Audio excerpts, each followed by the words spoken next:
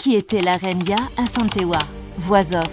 Disclaimer. Cette vidéo est réalisée uniquement dans un but éducatif, culturel et informatif. Elle a pour objectif de partager des connaissances historiques et de rendre hommage aux personnalités comme Ya Asantewaa qui ont marqué notre histoire. Les images et extraits utilisés le sont dans le respect du droit de citation et sans aucune intention de nuire. Dans l'histoire de l'Afrique, certaines figures brillent comme des flammes indomptables, des femmes qui ont refusé de plier face à l'oppression. Parmi elles, une héroïne se dresse comme un symbole éternel de courage et de dignité, la reine Ya Asantewaa, la guerrière du royaume Ashanti. Sa jeunesse et son rôle de reine-mère. Ya Asantewaa naît vers 1840 à Ejisu, au cœur du puissant empire Ashanti. Elle grandit dans une société riche, organisée, respectée, mais convoitée par les puissances européennes. En tant que reine-mère, elle n'était pas seulement une figure honorifique. Dans la culture Ashanti, la reine-mère avait un rôle central. Elle conseillait le roi. Elle protégeait l'autorité du trône. Elle veillait à l'unité du peuple.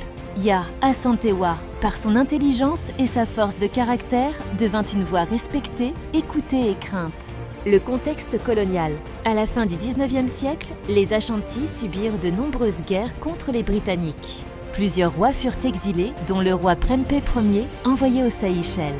En 1900, l'humiliation fut totale. Les colons britanniques exigèrent aux Ashantis de livrer le tabouret or, ce trône sacré qui représente l'âme et l'unité du peuple. Face à cette provocation, les chefs Ashantis hésitaient, craignant une guerre perdue d'avance. Le discours légendaire.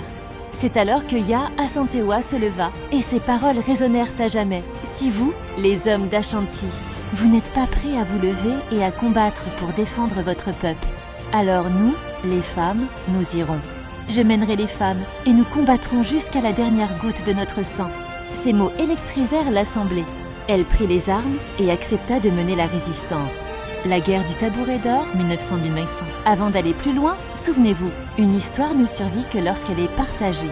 Votre soutien est essentiel pour faire vivre cette mémoire. Alors abonnez-vous, partagez cette vidéo et ensemble, faisons briller la lumière du savoir à travers l'Afrique et le monde. Découvrez aussi d'autres grandes figures de l'Afrique et du monde sur notre page. La guerre du tabouret d'or. Sous sa direction, les Ashantis se regroupèrent. Elle organisa la défense des forteresses. Elle mobilisa hommes et femmes, jeunes et vieux, dans un même élan de survie. Elle fit ériger des embuscades, couper les lignes de communication britanniques et tendre des pièges dans les forêts. Pendant plusieurs mois, ces troupes infligèrent de lourdes pertes aux Britanniques. Ils mirent le siège autour de Kumasi, capitale Ashanti.